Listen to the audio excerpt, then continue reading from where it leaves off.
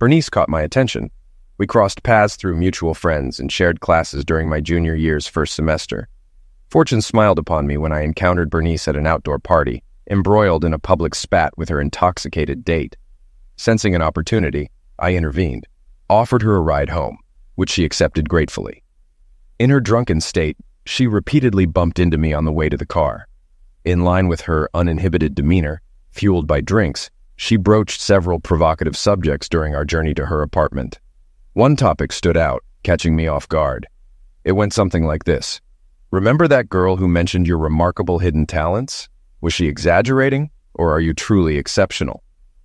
"I'm not sure who you mean," I replied with a smile, genuinely surprised as I didn't recall any of my acquaintances discussing me with other girls, maybe Melissa or Miranda or someone similar. "She was heavily intoxicated at a party where I stumbled upon her berating a guy for not being even a fraction as good as Joe Johnson." "Perhaps it was another Joe Johnson," I suggested with a broad, toothy grin, piquing her interest. To cut a long story short, I demonstrated my abilities to Bernice that night before she drifted off. The next day, Bernice showed up at my dorm room, essentially booting out my neighbor. In her laid-back style, she stated, "We had quite a night before I fell asleep. Or was it a dream? Seems like there's something there." I smiled. "I'm curious if it's real. Can you come over tomorrow night and repeat it while I'm sober?" "I'm not sure, Bernice.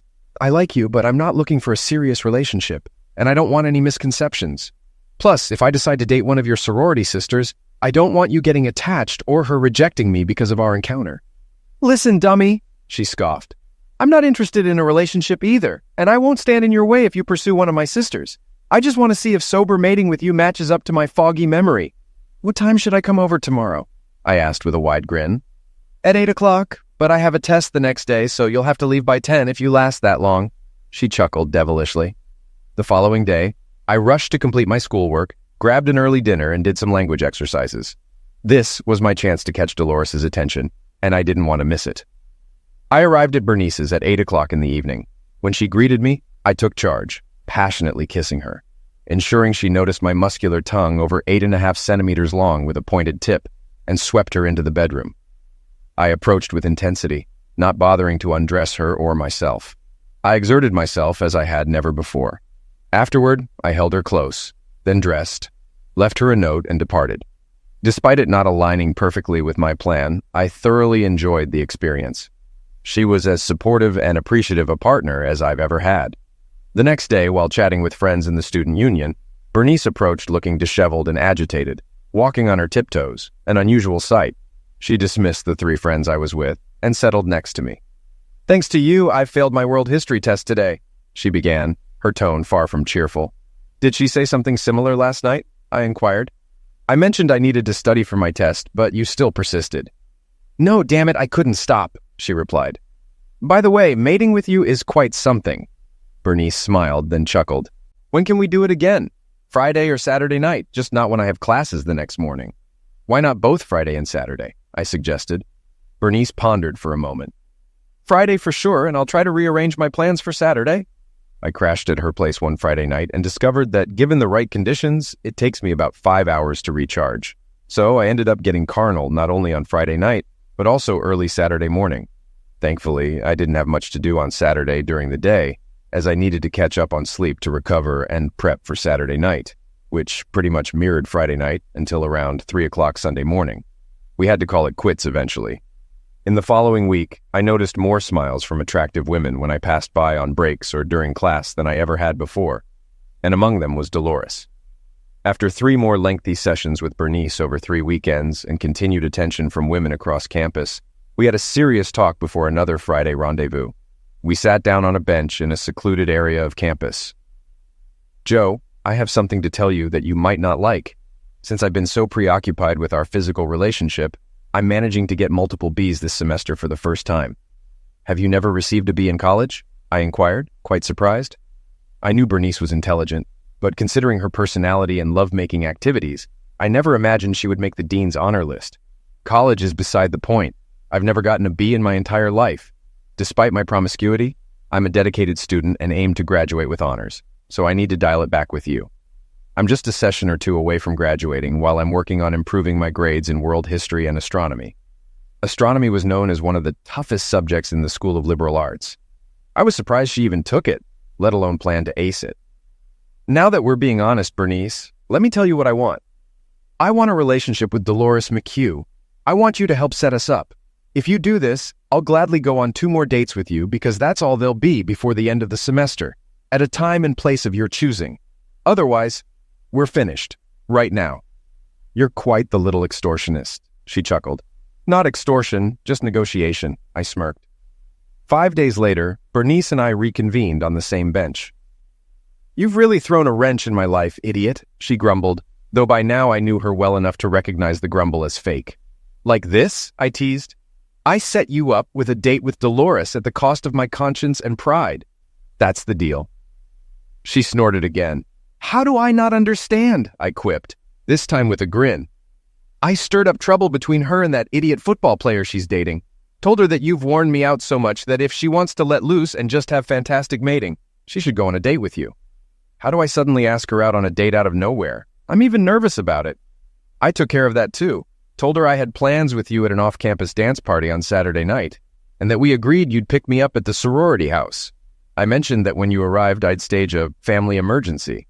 She'll be nearby, and if you look disappointed, she'll offer to go in my place. I even got you tickets to the dance party. You're unbelievable, Bernice said with a grin, pulling out 2 tickets from her bag. I pocketed the tickets and gave her a passionate kiss. Let me know when you're ready to be swept off your feet, and I'll make it happen. I grinned. You've already made my days, but I just want 2 more 2-hour sessions at most with you. I'll give you the dates, and you'll show up even if you have plans with Dolores. Agreed?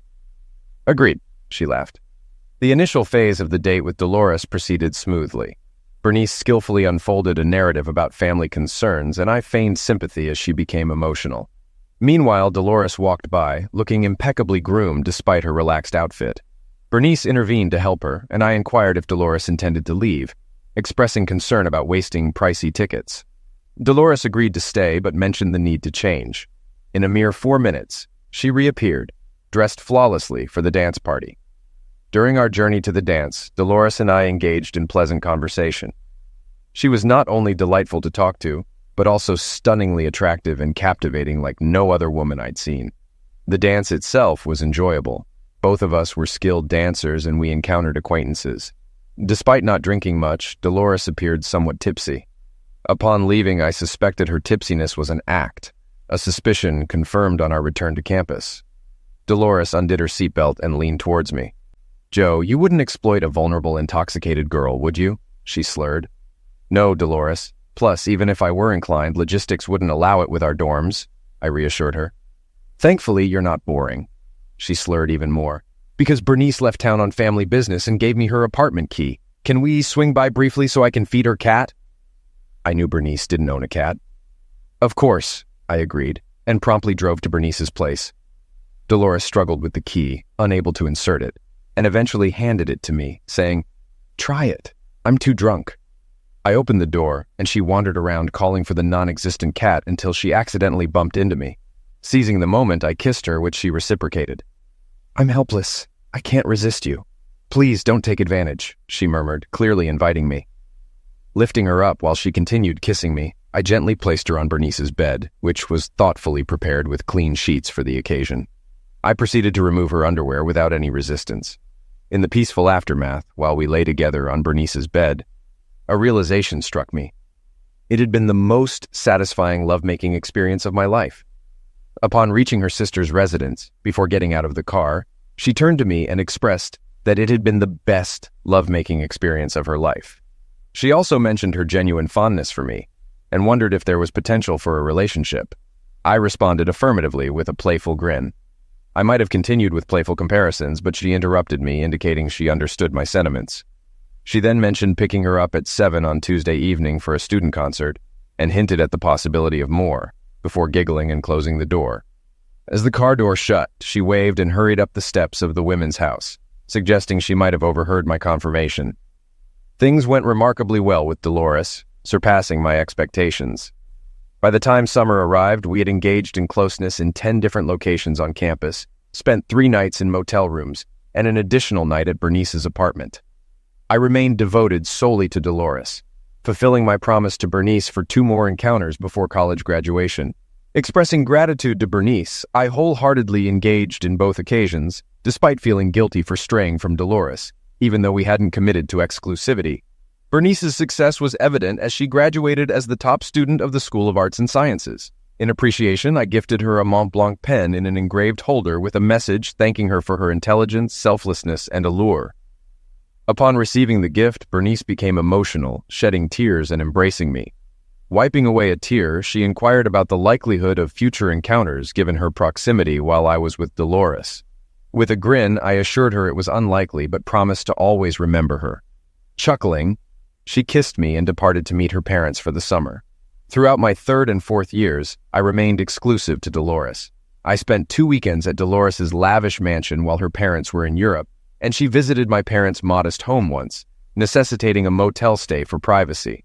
During my senior year, I declined a chess scholarship and worked part-time, accumulating enough funds from summer jobs and winning professional chess tournaments to easily cover my senior year's tuition. This financial stability was also facilitated by renting an apartment with Dolores, funded by her parents, while I shared food expenses and covered most of our social outings. It wasn't until visiting Dolores's parents' mansion that I realized their considerable wealth. Despite lavishing Dolores with material possessions, her parents lacked emotional involvement in her life, visiting only once during our senior year, prompting me to hide my belongings during their brief stay. Introducing me as her boyfriend, they remained distant towards me. However, their aloofness was the only issue during Dolores's senior year. In fact, our closeness and affection for each other only deepened. We professed our love daily and enjoyed carnal moments nearly every day outside her menstrual cycle, spending almost every weekend in pure bliss. There were a couple of minor issues. Firstly, she had a tendency to splurge her parents' money on clothes, cosmetics, spa treatments, and whatever else she desired. Secondly, if she indulged in drinks, she would often boast to her friends, sometimes in my presence, about my prowess in bed. I hoped she wouldn't do the latter, as it would imply to them why a goddess like her would be with a guy like me, who she might consider out of her league in terms of looks.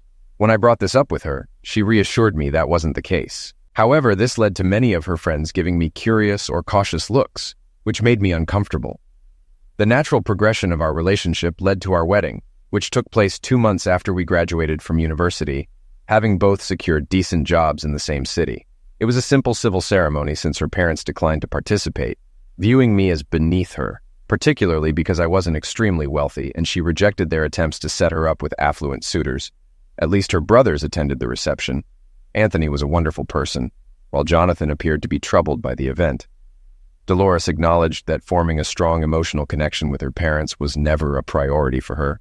Despite this, she recognized the difficulty of relinquishing the comforts and luxuries provided by their wealth, especially after they stopped supporting us financially following our marriage. Just before the wedding, she mentioned she could handle it, shrugging off the concerns. She remarked that I already possessed a decade's worth of fashionable clothes, to which I concurred, stating that I didn't require anything additional. In response, she sighed and chuckled, adding that she intended to spend a lot of time unclothed. The beginning of our married life was joyful. Over the first 3 years, our careers progressed as expected. We upgraded from an apartment to a townhouse and built a good social circle. We stayed active, with me running and lifting weights while she frequented the gym. Surprisingly, our carnal life improved even more, although our indulgent days reduced to once a month from our college frequency of once a week. Dolores reconnected with Jane Britton, her debut party companion at 18, who encouraged her to join the local junior league, known for its charitable work. However, in our city, most members were affluent women or had incredibly wealthy spouses, with Dolores and a few others being exceptions. A significant portion were trophy wives much younger than their affluent husbands. Surrounded by such opulence, especially during fundraisers at various mansions, Dolores developed a newfound appreciation for material possessions. She began overspending, exhausting almost all our earnings. When she started dipping into our modest savings, we had our first major argument. Although it was a heated disagreement, neither of us held on to any resentment. After one of our all-day indulgent sessions, during which she was particularly energetic and responsive, we quickly returned to normal. Later that week, she surprised me with an unexpected proposition. "Joe, I realize I can't spend our money recklessly, and I'm genuinely committed to slowing down. However, My two junior league friends truly value my company and are willing to cover expenses for our outings to New York, spa treatments, and other activities. I wanted to inform you about this so that you don't think I'm acting irresponsibly by joining them on these excursions. What do they expect in return? Was my incredulous response. They simply value my friendship. Is it really that hard to grasp? She said in a sweet tone, moving closer to me and planting quick, soft kisses on my neck, cheeks, and lips. No, I also appreciate your openness. It means a lot. But what about their husbands? Won't they have concerns about their wives spending money on you? Jane and Amy's husbands are incredibly wealthy and are willing to indulge their wives in any way they desire. This is not a concern for them. What they spend on me is inconsequential in their eyes. After reflecting on it, I realized this was indeed true. Through my interactions with Jane and Amy at Junior League and other social events, I knew their husbands held them in high regard, with both spouses ranking among the top 200 richest Americans. All right, no need to worry, I responded with a shrug. Following our conversation, money ceased to be a problem. However, something else changed. We began to socialize more with Jane and Amy, sometimes with their husbands and sometimes without. Jane and Amy began to flirt with me in earnest, which became increasingly revealing and uncomfortable, particularly with Amy. In some ways, Amy embodied the quintessential trophy wife. At 29, she surpassed any fashion model in beauty, exuding both regal elegance and approachable warmth. Married to Wilton Braxton, a septuagenarian ranked 35th among America's wealthiest individuals, Amy was the epitome of glamour. She was the only woman I'd ever seen who outshone Dolores in appearance, and she maintained her looks with unwavering dedication, including rigorous workouts with a personal trainer 5 days a week. Moreover, Amy was the most charitable person I'd encountered, tirelessly fundraising for causes like supporting battered women, alleviating child poverty, and aiding children with serious illnesses. When not engaged in exercise, socializing, shopping, or attending resort retreats, Amy dedicated herself tirelessly and energetically to charitable endeavors. If a fundraiser fell short on funds, Wilton Braxton readily made up the difference, seemingly finding joy in Amy's happiness. After a particularly flirtatious encounter with Amy at a mansion during a social event, during which she feigned intoxication, I knew it was time to discuss the situation with Dolores. The following day, after a pleasant brunch and an enjoyable morning of closeness, I sat Dolores down on our patio. Darling, there's a sensitive matter I need to discuss with you. What is it, dear? She asked, smiling. I'll be straightforward. Amy Braxton and Jane Britton seem to be making advances toward me whenever they get the chance. You've heard some of their comments yourself. You must feel flattered, Dolores replied with a grin. Well, maybe not entirely flattered, she continued, her grin turning mischievous. Considering Amy's husband isn't satisfying her in the bedroom and Jane's husband isn't much better. I'm sure they're simply enjoying your company. Do you discuss their bed lives with them? I asked, puzzled. Of course. Wealthy women always discuss their bed lives. Do you discuss ours with them? I hesitantly queried. Yes. I've shared with them how you fulfill me in ways no other man can, she said, noticing my discomfort. Do you divulge everything? She teased. Almost, she giggled, sensing my unease. What about their reaction? They're eager for details. They envy me, Dolores grinned. I wish you wouldn't do this, I stammered. Why not? They keep it between us. Are you intoxicated when discussing our bed life? Sometimes, but often, especially during sober outings like spa trips or shopping, they live vicariously through me, and I'm happy to indulge them since they sponsor my activities, she answered, without embarrassment. Seeing my distress and noticing my clenched hands, she approached, sat on my lap, and kissed me. I wish you wouldn't do that again, I said between kisses. On one hand, I don't want to offend them, but on the other, I'm only human. You know, they're very attractive.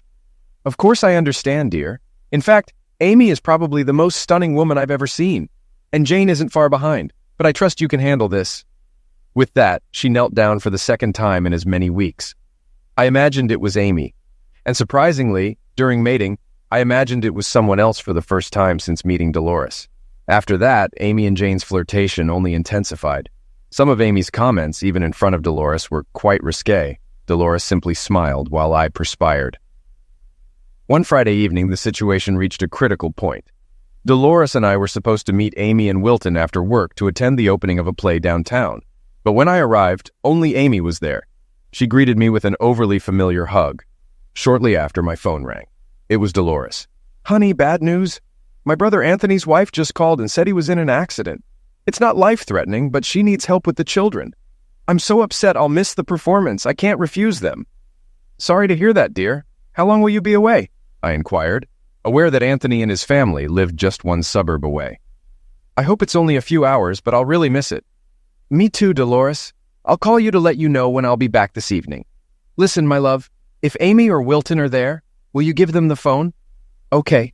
I love you, I responded, handing the phone to Amy. Amy and Dolores conversed for a while, with Amy expressing sentiments like, "We'll miss you. I understand, and we'll take care of him." Shortly after, Amy returned my cell phone and hers rang. After a brief conversation, during which she seemed disappointed, she passed the phone to me. "This is Wilton, Joe." "Hello, Wilton. How are you?" I cautiously greeted. "Listen, Joe, a very important business deal just came up, and I have to take my private jet to Paris within the hour. I won't be back until Sunday evening. I'm really sorry I'll miss the show, but Amy really wants to go, so please join her and then go to dinner at my expense." I'd been through this scenario once before when Bernice set me up with Dolores. My suspicions were raised, but there was nothing I could do. Before we entered the theater, Amy noticed a couple of disappointed students at the box office who apparently had no idea that the opening night tickets would sell out, or how much they would cost, even if they managed to stay. She paused, planting a kiss on my cheek before approaching the young man and woman. After chatting with them briefly, she handed them 2 tickets, and it seemed they were overwhelmed with gratitude. As the excited college kids followed us into the theater, I whispered to Amy, expressing how she had undoubtedly made their evening, if not their month or year. In response, she grinned and tightly squeezed my biceps, remarking that she could do the same for me. I blushed, acknowledging her words with a shy smile. The evening felt surreal, almost as if it belonged to another realm. Despite the excellent acting, Amy's continuous physical contact with me proved distracting. Even more so was the interaction with the 2 college students Amy invited over during intermission. After introductions, the girl inquired if I was Amy's husband, to which Amy replied on my behalf, stating that I was her lover, winking at me mischievously. The young man's reaction to this caused him to spit out his drink, which Amy had poured for him, through his nose. Thankfully, we all shared a laugh, and I swiftly changed the subject. Throughout dinner, Amy persistently ran her foot up and down my leg and occasionally rested her hand on my thigh. It was evident she had consumed quite a few drinks as her speech began to slur. I barely touched my food, attempting to keep the conversation light. After dinner, as I drove Amy home, she appeared to pass out. When we arrived, she was giggling and almost incoherent. I rang the doorbell of her mansion, but there was no answer. Eventually, I managed to wake Amy up. "Amy, no one is answering the door at your house." "The maid has the day off today," she slurred with glassy eyes. "Got a key?" I queried. "Right here," she giggled, passing me her clutch. In her small clutch, I quickly located the key, assisted her out of the car, and physically carried her to the front door, a task not without its challenges.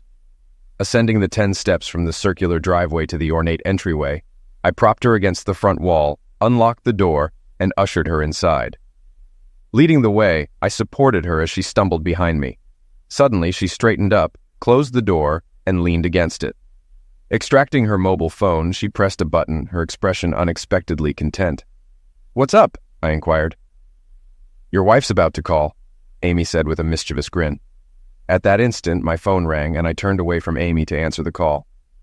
"Hi, honey," Dolores greeted. "Anthony's wife asked me to stay until Sunday evening because they really needed me. I hope you don't mind.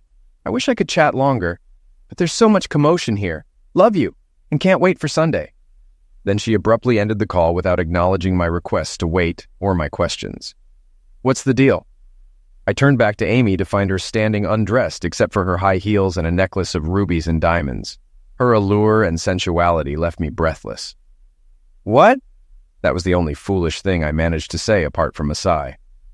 Amy approached me, pressing her magnificent chest against my chest and wrapping her arms around my neck. "I'm sorry you're in the dark, Joe, but Dolores orchestrated it all. She set everything up." Confused, but beginning to understand, I muttered, "And Wilton?" "Wilton's known since we got married that he can't fulfill me in bed. But as long as the guy is married, approved by him, and we're discreet, he doesn't mind my extracurricular activities. He gave the green light for you, as his call to you showed." "I see." My eyes widened, and I was rendered speechless as I gazed into Amy's mesmerizing azure eyes. "You're not going to be the first guy in my life to turn me down, are you, Joe?" she asked rhetorically before slipping her tongue into my mouth. While we kissed fervently, a flurry of thoughts raced through my mind in no particular order. It was all arranged by Dolores, likely to cover the costs of those lavish shopping trips and spa treatments. I'm just a man. How can I refuse the most beautiful woman I have ever seen in my life, who is also cheerful and philanthropic? I must be in Bizarro's world. This doesn't happen on Earth in real life. When our kiss broke, Amy whispered, "Let's go upstairs. I have other plans." I chuckled in response. With that, I spun her around, accidentally knocking off one of her Christian Louboutin heels. I carried her into the living room, later sprawled out on the luxurious sofa, and then proceeded with the full treatment. While Amy lay deliriously on the sofa, I scooped her up and ascended the stairs until I found a room that I was confident was one of many guest rooms. I laid her on the bed, locked the door, and quickly undressed. After a quick dinner that Amy prepared herself, as there was no household staff in sight, we parted ways on Sunday evening around 6:30. My goal had been achieved. She could hardly walk straight. I had never felt better in my life, not even after the most satisfying encounters with Dolores. This troubled me deeply. "We'll keep in touch," were Amy's parting words. Chuckling, I exited her front door and drove home, my mind in turmoil the entire way. Contemplating the purpose behind recent events and concerns about potential repercussions on my relationship with Dolores, I parked on the street due to her car blocking the garage entrance. Quietly entering our townhouse through the side door, I inadvertently overheard Dolores engaged in a jovial conversation on the phone. Opting to remain silent, I listened in as she giggled happily. It became apparent that she was speaking with someone who had previously doubted her, but now acknowledged her success in orchestrating something. After a few minutes, I discreetly exited through the side door and then re-entered noisily through the front. Reuniting with Dolores proved unexpectedly smooth and pleasant. She embraced me warmly, showering my neck, cheeks, and lips with rapid kisses, her face illuminated by a constant smile.